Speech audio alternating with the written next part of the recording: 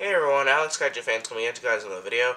Today we're going to be talking about Godzilla King of the Monsters. Now this is one of the first videos that I have planned for this channel. I'm also going to have an Ultraman Jack Episode 1 reaction, and either a review or reaction for Louis Duran's Godzilla the Force of Nature Chapter 3, and of course I'm going to be reacting to Kaijuzilla 621's rant slash review on the movie. So real quick, I just wanted to discuss some things. When it comes down to Godzilla King of the Monsters, for me, I had to give some background context real quick because I like telling a quick little story. So, on the Wednesday that I saw the 5-minute video of it, I remember that I was playing Godzilla Unleashed with an acquaintance, which was really fun because I hadn't played the game in a while, and I especially hadn't played it with anyone that I knew since one of my friends in middle school. So, that was pretty cool, in my opinion at least. But then we went to go see Shazam.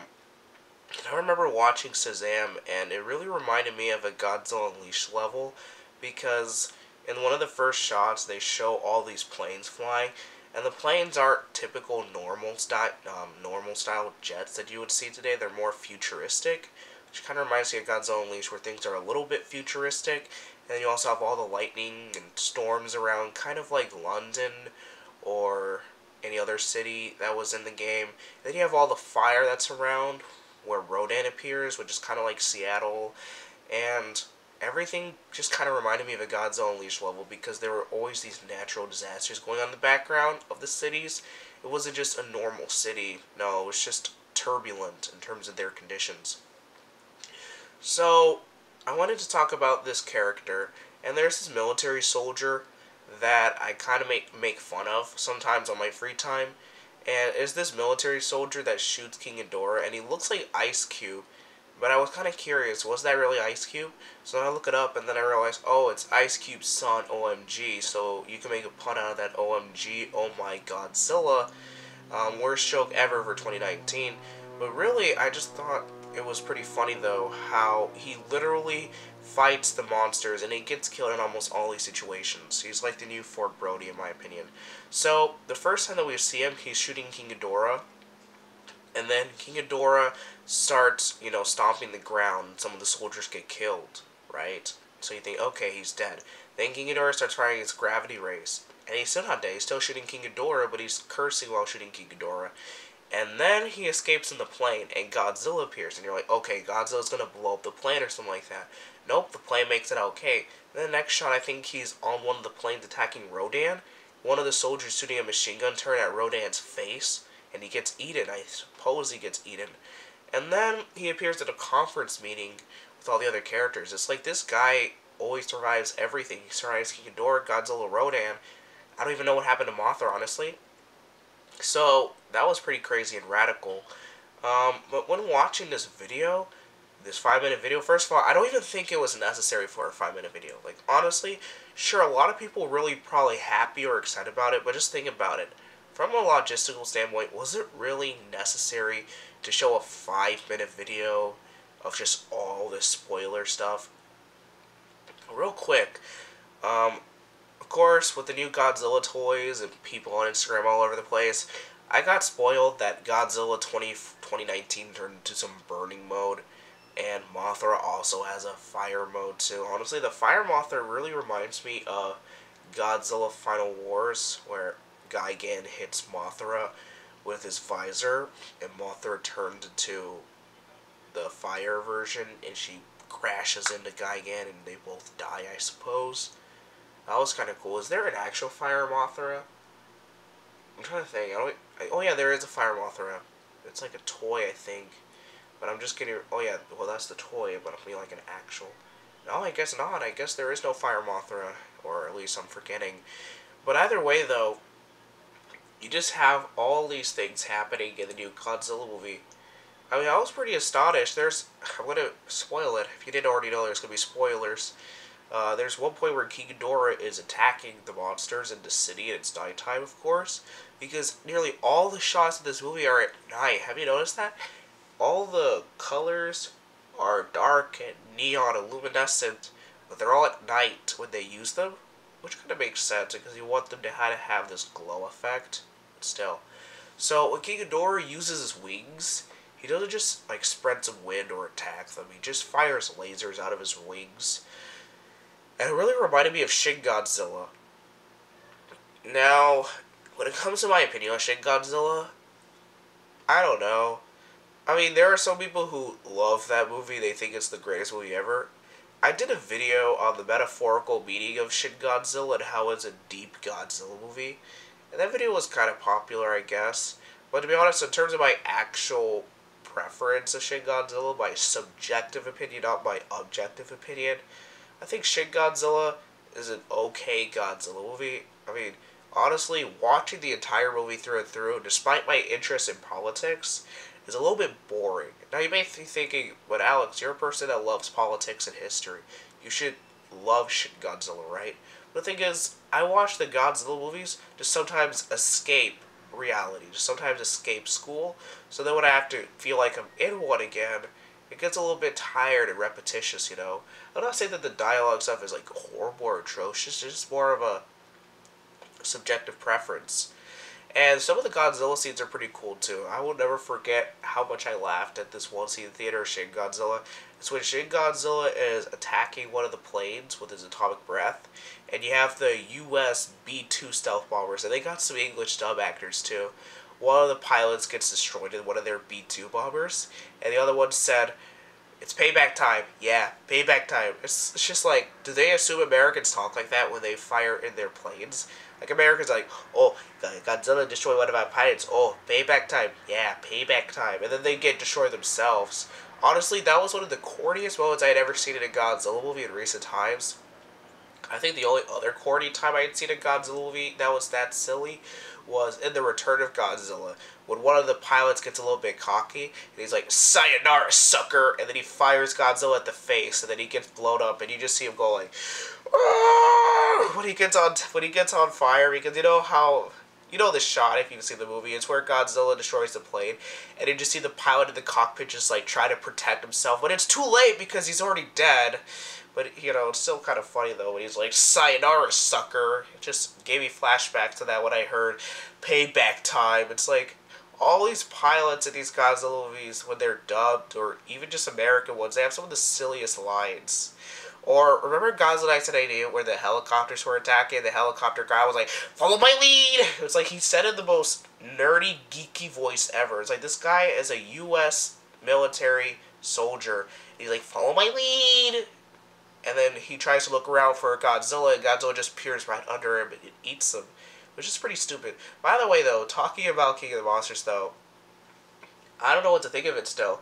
I just feel like they're showing way too much. They're trying to just cram in so much. I mean, just think about it, guys. They have King Ghidorah, Mothra, Rodan, and this is only the second movie. And on top of that, it's the apocalypse. So you have to take these things into consideration. First of all, it's the apocalypse. It's the future. Humans are underground, I guess. Mothra, King Ghidorah, Rodan are all in it. And Godzilla and Mothra both have burning modes. And they're cramming in all this into only the second movie. It's honestly astonishing. And you know what's the next movie after this one? You already know the next movie after this one. It's King Kong vs. Godzilla. How is King Kong vs. Godzilla gonna top the stakes? I mean, just think about it. How are you going to top the scale? The scale of Godzilla King of the Monsters is just so huge. There is just so much in this movie that how can King Kong vs. Godzilla possibly come close to the sheer magnitude that is this movie? And this is only the second movie. I mean, just think about it. You have King Ghidorah, this three-headed dragon that's way bigger than Godzilla, with 3 heads, with giant wings, that can fight 3 monsters at once. And the next movie, you're going to have Godzilla fight a gorilla that was on some island. It's like, how does that, the scale just doesn't work. You know, you just dip down like that. I don't understand how to explain it to you guys. It's kind of like if you're watching an anime and suddenly there's this really powerful character. It's kind of like Dragon Ball Z.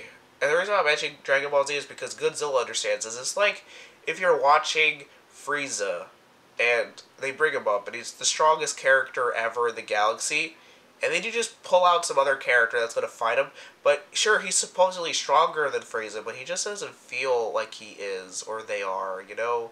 It's just more of subjective preference, honestly.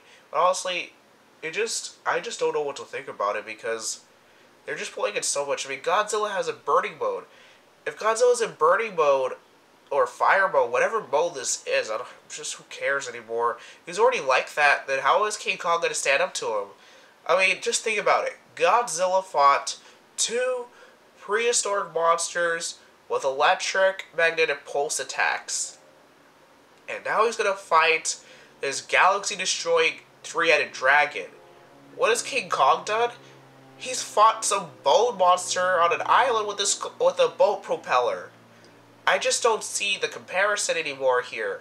I mean, at least with King Kong vs. Godzilla, King Kong had some even ground because he fought a giant squid. And I guess you could compare the Skullcrawler to the giant squid.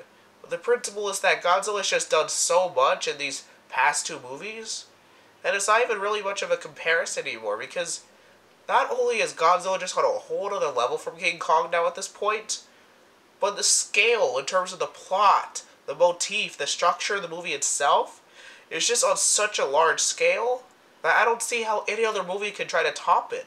I mean, Godzilla 2014, the stakes were kind of low. I'm going to be honest. Like, sure, Butos, they were a threat to humanity, but all you had to really worry about was San Francisco being destroyed. It's not like the entire continental U.S. is on the verge of destruction.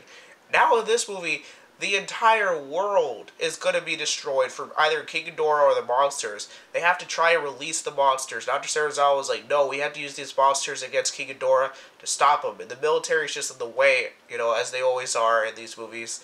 But now, when you have all these sheer stakes, the magnitude and scaling, how does King Kong even top it all off? And then what's even the point? This doesn't feel like the second Godzilla movie. This feels like the final Godzilla movie. This feels like one of the last Godzilla movies. And yet it's only the second one in the MonsterVerse. I mean, they're bringing out all this stuff, but don't you think they should save that for Destroy All Monsters?